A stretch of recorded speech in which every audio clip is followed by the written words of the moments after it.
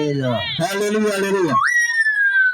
Kuna mwingine anasema ya kwamba mimi sasa nina maagano yangu niliingia, nina mikoba yangu ambayo niliachiwa, sasa nikitaka kuiacha hii nitakufa au utakufa. Bwana Yesu asifiwe. Amen. Haleluya, haleluya. Amen. Ngoja nikueleze neno moja mama yangu.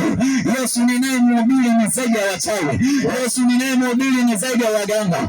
Yesu ninayemhubiri ni zaidi ya miungu na mizimu. Haleluya, haleluya. Kama ni uchawi, Yesu alitembea juu ya bahari. Kama ni uchawi, Yesu alimfufua Lazaro. Kama ni uchawi, Yesu alikufa na siku ya tatu akafufuka. Wala usiogope mikoba ya mababu ya kwamba wanakutishia watakuwa hawataweza, ni kwa sababu Yesu ni nuru na ile mikoba ni giza, wala havitaweza kuwa pamoja, wala havitaweza kushabihiana, na giza na nuru havitapatana. Haleluya, haleluya. Yesu akiingia ndani yako anakuwa nuru na wala giza halitakuweza. Haleluya, haleluya, haleluya. Kama giza halitakuweza, maana yake ni nini? Uzinzi ni giza, hautakuweza.